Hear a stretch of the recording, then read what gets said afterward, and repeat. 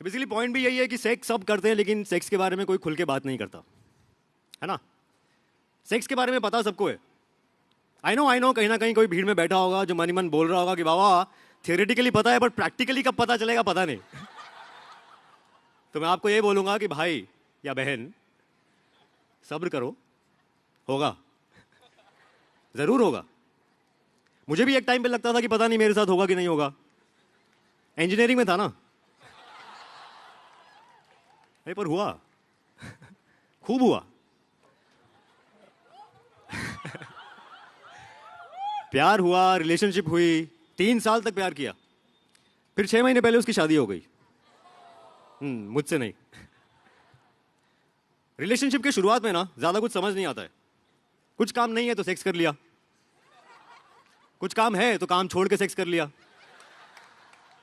Netflix की कोई भी चीज शुरू की, खत्म नहीं की, उससे पहले ही चिल।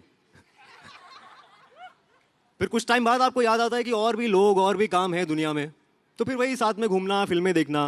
बेसिकली जैसा भी आजकल के लड़के लड़कियां फील करते हैं रिलेशनशिप में, वैसा फील करते करते 3 साल कब बीत गए पता ही नहीं चला। नहीं, ऐसा कोई रिग्रेट नहीं है मुझे, we had a good time. उसे भी कोई रिग्रेट नहीं था। बेसिकली वो अपनी शादी को लेके हमेशा से ही बहुत एक्साइटेड थी, अब वो चाहे मेरे साथ होती या किसी और के साथ।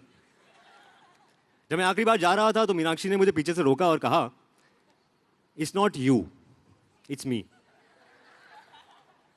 मुझे कॉमन गोल्स वाला कोई मिल गया है, तुम्हें भी जरूर कोई मिल जाएगी। फिर हम डबल डेट पे जाएंगे तुम्हारे फेवरेट बेल्जियन वॉफल्स खाने, पर प्रॉमिस करो कि टच में रहोगे। अब ये एक ऐसी बात है जिसका कोई सही जवाब नहीं हो सकता, तो मैंने वही किया, नीचे देखा और गर्दन हिला दी। फिर हमने आखिरी बार किस किया, फिर आखिरी बार सेक्स किया। थोड़ी कंट्रोवर्शियल बात है लेकिन शायद हमारी लाइफ का बेस्ट सेक्स था वो। मन में तो ये ख्याल भी आया कि भगवान अगर 3 साल का ब्रेकअप सेक्स ऐसा होता है तो हर महीने 3 साल का ब्रेकअप करवाए। कायदे से उस दिन घर आके मुझे खूब शराब पीनी चाहिए थी, पर कुछ खास मन नहीं किया। थोड़ी देर तक इंस्टाग्राम पे उसको स्टॉक किया, जो उसने हमारी फोटोज डाली हुई थी साथ में उनका स्क्रीनशॉट ले लिया, क्योंकि अब उनका डिलीट होने का टाइम आ गया था।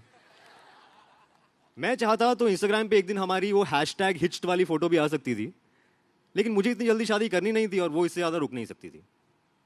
खैर, इस सब के बाद मेरा रूटीन मेरा हो गया, घर से ऑफिस, ऑफिस से घर, कहीं भी जाना हो, किसी के भी साथ जाना हो, सब मेरा अपना डिसीजन। वीकेंड पे दोस्तों के साथ 1-2 ड्रिंक्स पी लेना, ऑफिस में थोड़ा बहुत फ्लर्ट कर लेना, काफ़ी था। रिलेशनशिप के मूड में मैं था नहीं, तो मेरे दोस्तों ने कहा that I should try casual sex. अब ये एक ऐसा टर्म है जो मैंने बहुत सुना था लेकिन कभी भी समझा नहीं था, क्योंकि मेरे हिसाब से सारा सेक्स कैजुअल ही होता है।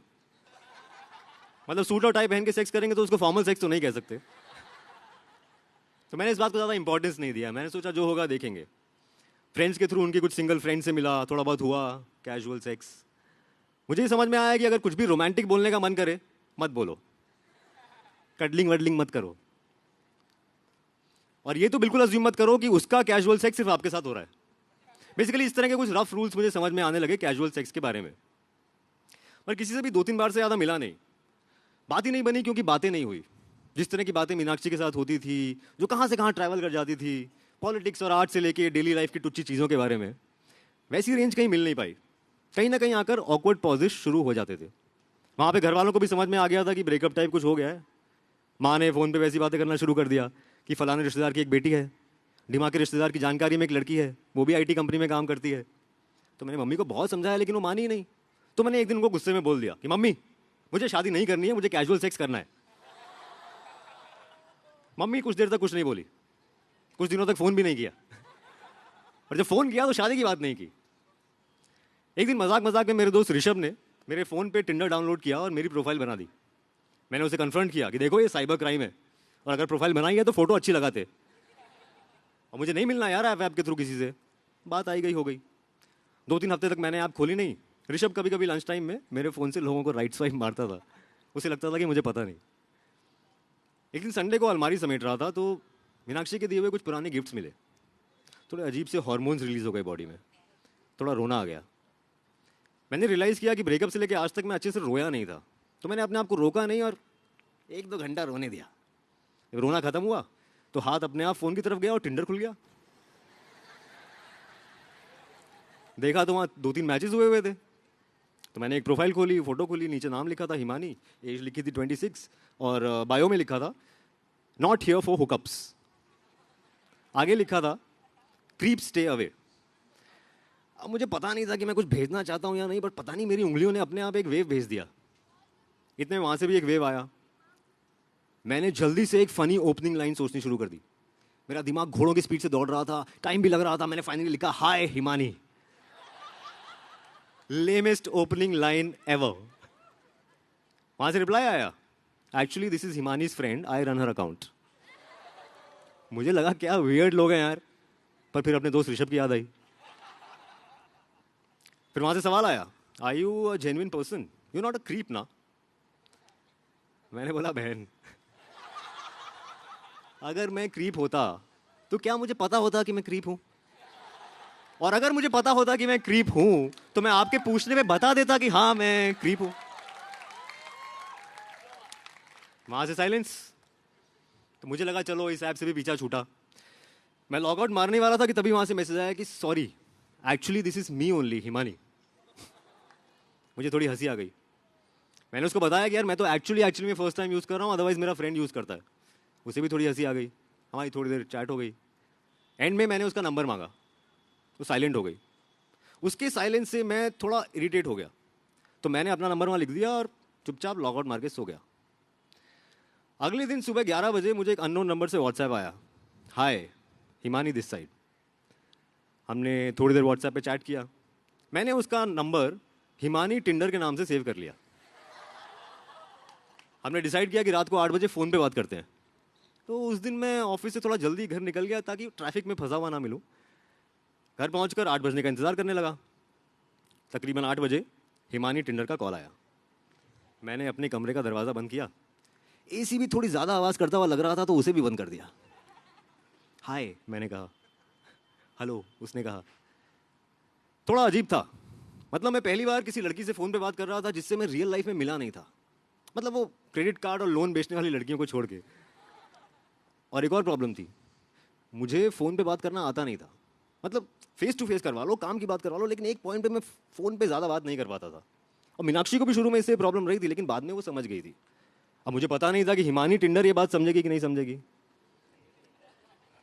पर उसकी ज़रूरत नहीं पड़ी। 8 से 10 कब बज गए पता नहीं चला। फ़ोन रखने के बाद थोड़ी देर व्हाट्सएप भी चला। एंड में गुड नाइट के साथ डरते डरते मैंने 3 किस वाले इमोटिकॉन्स भेज दिए। नहीं, मुझे लगा कहीं ये वही क्रीप वाला बिहेवियर तो नहीं है जिसकी वो बात कर रही थी। कुछ सेकंड्स के वेट के बाद, जो उस टाइम पे घंटों जैसे लग रहे थे, वहां से भी 3 किस वाले इमोटिकॉन्स आ गए। उस टाइम पे हमको पता नहीं था कि ये 3 किस वाले इमोटिकॉन्स हमारा गुड नाइट ट्रेडिशन बनने वाले हैं। अगले दिन हम लोग उसके घर पे मिले। थोड़ी देर तक हम लोग एक दूसरे की प्रोफाइल फोटोज से कंपेयर करते रहे। उसके बाद खूब सारी बातें हुई। उसके बाद खूब सारा सेक्स।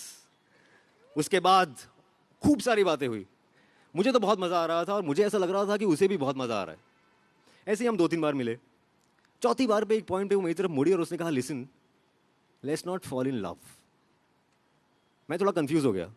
उसने शायद मेरे चेहरे पे सवाल पढ़ लिया तो खुद ही जवाब देने लगी कि आई नो मैंने प्रोफाइल में लिखा था नॉट हियर फॉर हुकअप्स, पर क्या लिखूं, हियर फॉर हुकअप्स। पता है कैसे कैसे लड़के कैसे कैसे मैसेज करेंगे। मैं बात समझ रहा था लेकिन मेरे पास कुछ जवाब नहीं था। तो उसने दोनों हाथों से मेरे चेहरे को पकड़ा और कहा, I am just not looking for a relationship. एक तो मेरे मन की बात छीन ली, ऊपर से इतना ऑनेस्टली कहा कि मैं और अट्रैक्ट हो गया उसकी तरफ। अब ऑफिस के बाद ऐसे रेगुलरली मिलने का सिलसिला शुरू हो गया। नहीं मिल पाते थे तो फ़ोन पे बात कर लेते थे। काफ़ी आइडियल सिचुएशन थी, कोई था भी, किसी की बंदिश भी नहीं थी। अगर मिलने का मन ना भी करे तो मैं बोल देता था। अगर ऑफिस में किसी से फ्लर्टिंग हो जाए तो मैं बोल देता था। वो भी अपनी लाइफ के बारे में सब कुछ मुझे साफ साफ बता देती थी। मैं अपने दोस्तों को बताना चाहता था कि यार देखो ये है आइडियल कैजुअल सेक्स। एक दूसरे का बचपन, ex boyfriend, ex girlfriend, crushes, films, food, sports, BJP, Congress, उसके साथ कोई भी चीज़ ऑफ टॉपिक नहीं थी। कुछ दिनों बाद मेरा 8-10 दिन के लिए घर जाने का प्लान बना। एक रात पहले हम साथ में ही थे। थोड़ा अजीब था। मिलने के बाद पहली बार ऐसा होने वाला था कि 10 दिन के लिए हम नहीं मिलने वाले थे। वो थोड़ी चुप थी, मैं भी थोड़ा चुप था। हम दोनों ने इस बारे में बात भी की कि यार हमें ऐसा अजीब क्यों लग रहा था, बिकॉज हम तो रिलेशनशिप में भी नहीं थे, this was just casual right. मैं जा रहा था तो उसने चुपके से कहा आई विल मिस यू। मैंने उसे गले से लगाया, मैंने कहा I will miss you too. हमने एक दूसरे को कहा था कि हम ऐसी बातें नहीं करेंगे, लेकिन ये बात तो सच थी ना, जो बात सच हो वो बोल देनी चाहिए। आई मिस्ड हर। 10 दिन बहुत मुश्किल से कटे, उसके भी और मेरे भी। हमने तो फोन पे हंसते हुए बात भी की कि यार इतनी प्लानिंग के बाद भी फंस गए हम लोग। फंस तो गया था मैं। कुछ चीज़ें ऐसा लग रहा था कि पहली बार फील हो रही हैं। मतलब आपको कभी ऐसा फील हुआ है कि आप एक जगह पे नहीं हो, आप यहां भी हो जहां आप हो और आप वहां भी हो जहां वो है। खैर 10 दिन बाद मैं वापस आया, भयंकर सेक्स हुआ।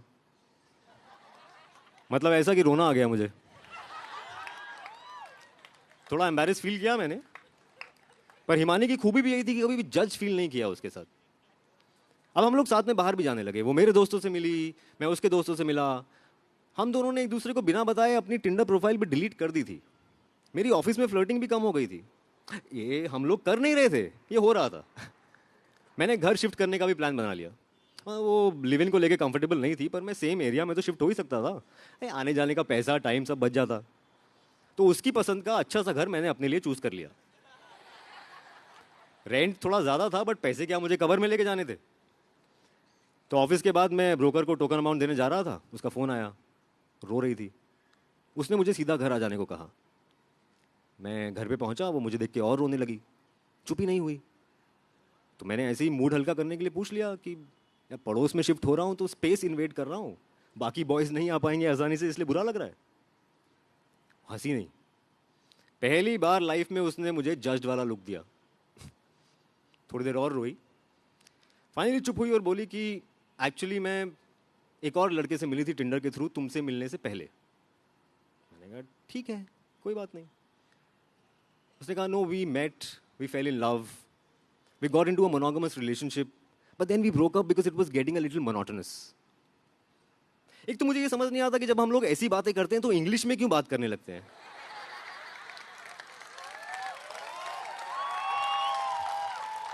नहीं, उसका रीजन ये है कि हमको मोनोगमस मोनोटोनस की हिंदी आती नहीं है।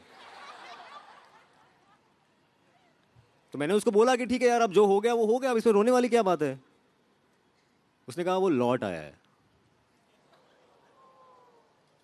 लौट आया है मतलब?